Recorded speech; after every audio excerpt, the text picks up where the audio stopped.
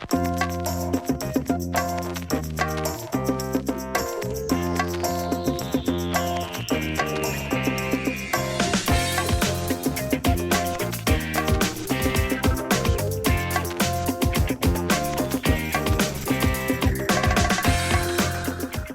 I'm Jamie Madge, editor of The Reel, and I'm here with Tom Eslinger, who's creative director of digital at Saatchi Saatchi, and also king of the New Director Showcase. Can I call you that? I wish I was. I could be one of the court. Right. Yeah. There's a lot of us that put New Directors Showcase together, and yeah, I work with the team most of the year, and then I also work on and put together the partnership that we do every year with a video channel and a band to actually find a brand new director, which we can talk about later. Yeah. Don't worry, that's on my list. Cool. So just in case people don't know, what is the Saatchi Saatchi New Director Showcase? Right. So the New Director Showcase was started. This is the 21st year, and we've been doing it here in Cannes to show new directors and new people that are making ideas and visual stuff, really. And it's become a real top draw. We had people lined up all the way around the outside of it, and someone came up and said, "Is that where Bill Clinton's speaking?" I was like, "Bill Clinton? This is New Director Showcase." So it was pretty cool. It's really good. It gives us a moment where we can stop and we can say, this is the stuff that's getting us excited, and share it with people at Cannes. And also it's much more Saatchi's for us to do a whole bunch of cool films in a great auditorium with a great piece of theater at the beginning, then have a whole bunch of PowerPoint slides and tell people what our opinion is of social media, right? That's our opinion of social media. It's our opinion of everything. So how do you guys put it all together? Because I think it was 18 filmmakers, am I right, in this one? So what's what's the process from the get-go? How do you get the work, and how do you put it together? So 4 years ago, to put it together, we set up this little. We work with Bug in London quite a lot. Phil and Dave and the crew over there, and Louise. And what we did was we set up this little portal where people can feed films into it all year long. So we've got people feeding films in. It's like a little baby YouTube with comments that doesn't get shared. And so we can do that. Then we get together for a meeting, usually in March. Everybody shows their reel, and the big competition is who's going to throw their DVD on first, or who's going to hit play on their laptop first, because we get a lot of stuff crossing over, and of course the first person to play down a music video is I found it, and it could be on 7 people's list. Andy Gulliman, you know who you are. And I didn't win this year. I didn't get to the first. And the really cool thing about it is then we have a discussion, we do a short list, and then we see what the body of work is, and then we go back and look for more. And it's all the creative directors from around the world that are on the creative board. So there's about 12 of us, and then the heads of broadcast or integrated production, like Andy Gulliman, David Perry in New York, come together, and they're filmmakers as well. So we look at it. Yeah. So is the process kind of like a battle? Are you all sort of fighting for your favourites? Yeah. The battle literally is, you're sitting there with your list, and then Andy will throw his DVD on, or David will throw something on, or I'll throw something on, and you watch people around the thing going, fuck, right, and scratching it out, and your list keeps getting shorter and shorter and shorter because we don't show each other what we're going to do. So it's like a card game, right? You don't put your cards down until it's the time. And so if it's kind of like if you get through, you go, all right, I got 6 on the short list, or 4 on the short list, or whatever, and it's good. But it's really healthy because people sit there and they really think about what's that going to look like in this body of work. What does it say about us? What do we want to say by doing that? And it's good. It's good, healthy stuff. If we're sitting around talking about, we talk about our business all the time, right? And sometimes we have to work on the business and not in the business. And this is working on the business. This is our brand, and this is what we want to inspire people with.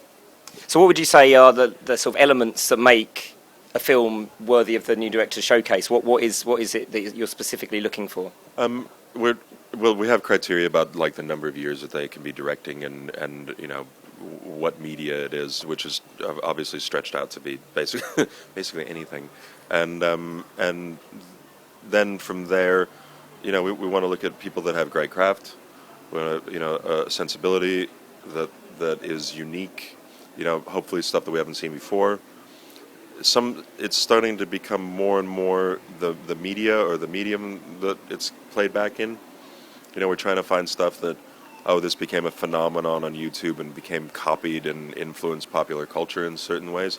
But the main thing is they can tell a story, and the storytelling that they do is done with high craft. Like everything on the reel, we want to be able to say, like, yes, we would have made that.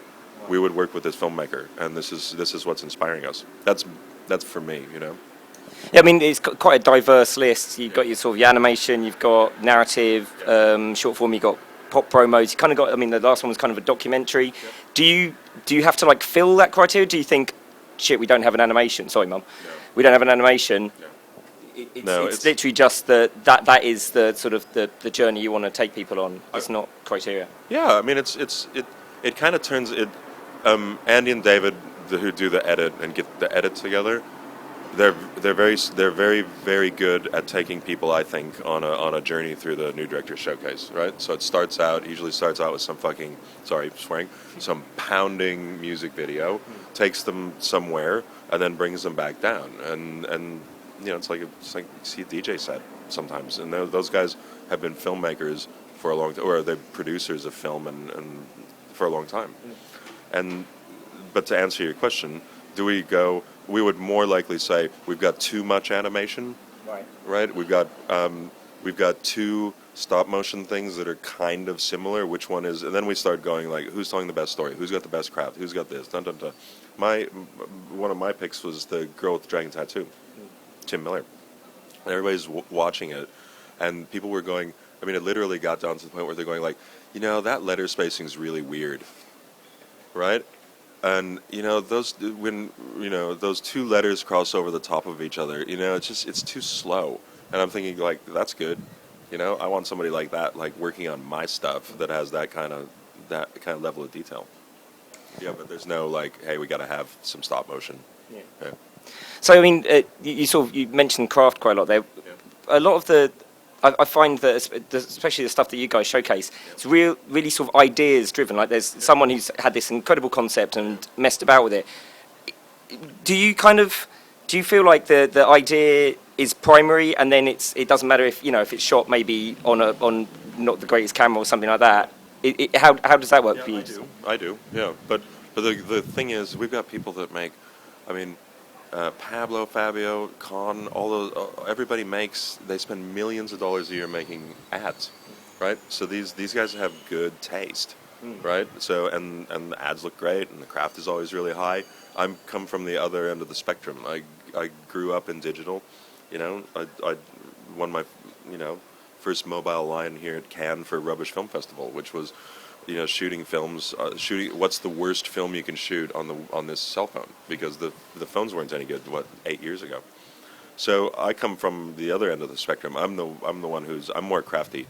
I mean, I came from the design and typography and then got into digital from there. So sometimes I'll go like, yeah, it's not like the most awesome story, but that's an awesome technique. That was beautifully crafted. There's I know the ones in here that I brought in, and I look at them and I go, right, that kind of tells a story about me, but I'm glad that my story and what I like fits in. Yeah. Now, one of the things I imagine 21 years ago when the New Directors Showcase started was the element of surprise. Loads of people wouldn't have seen the films. Do you kind of miss that now? Because obviously, I mean, there was stuff in there that I know people around me were saying, I've never seen that, but the lion's share will have been sort of sent around Facebook, Twitter, it's all over everywhere. Do you miss that sort of element of surprise, or is it just part of the course now? Yeah, I do, yeah.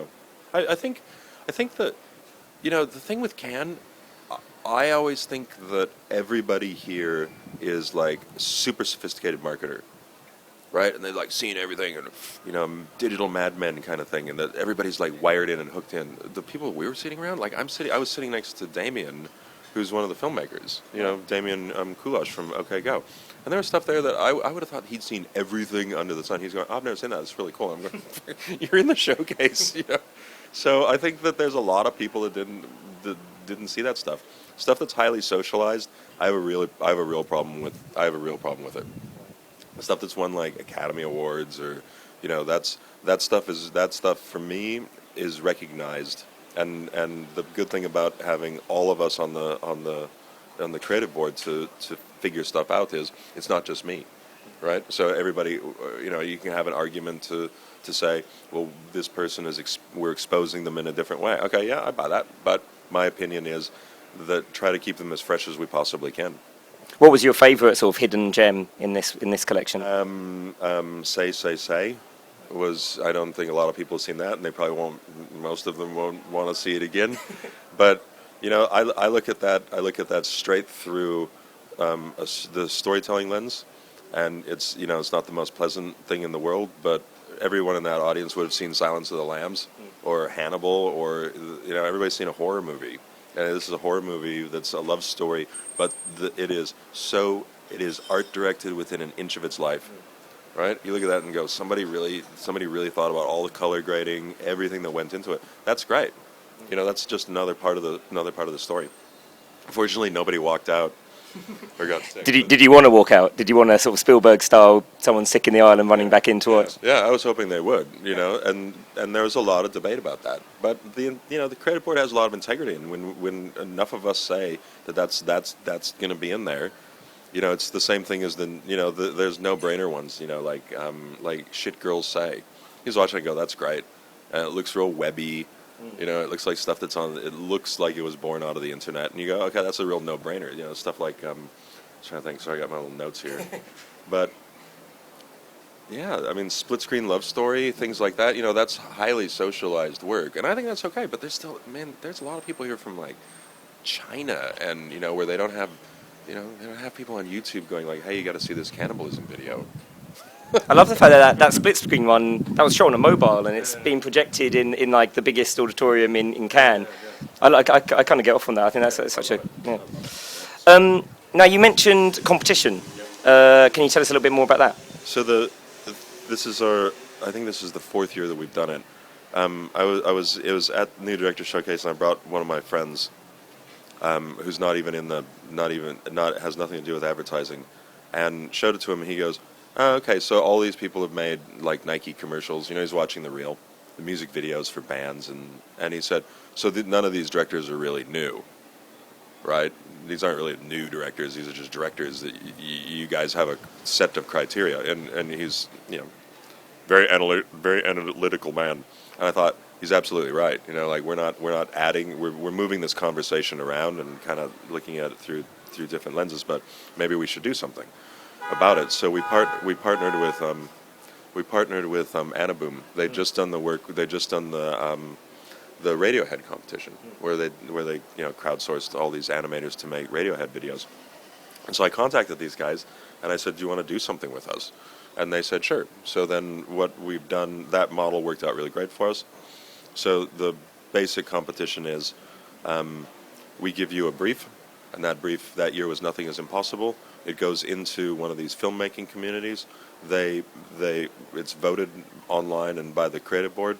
Then that director gets given, their prize is to direct a piece of content for one of our offices around the world. So then it's a competition for our offices then to get that director. Right, so it works both ways, and so this year we've done Moby. We worked with Moby, and this is the third year. So we're working with James Brown's back catalog, and we've got 4 tracks. So we got three performances and then 1 live track. We're working with Gennaro TV out of Australia, and they're great guys. Crowdsource music videos, and the brief's gone out, and in about 6 weeks we'll announce the competition. We moved it along a little bit, so that we're kind of not saying like, hey, check out all the new directors and check out the freaky helicopters and here's a winner, because like people were getting confused. So we're just going to stretch it out a little bit. And then that'll be a new director and their prize will be, whoever gets them first gets to do a project. And so that's open at the moment. People can who are watching this can enter that now. Yeah, on Gennaro.tv. You have to register, obviously. And then you download the track, and we've got Sex Machine, Man's World, Please, and can't remember. And another great James Brown classic that are all on the internet. But yeah, it'll be cool. And these are going to be the first official music videos afford a James Brown track, aside from living in America. But and then that'll get released through the record company. So we're helping. We want to make. You know, the thing is, I don't want us to come. I don't want us to come here and spend all this money and not give anything back. You know, and it's just silly. We need to be helping people get into the business and inspiring people, and you know, maybe someone else will do another competition. It'd be great if every brand that came here that spends money on these massive, you know, parties and everything else gave something back. That's awesome. Well, thanks a lot for your time, Tom. That's a fun conversation. Yeah. Great. All right.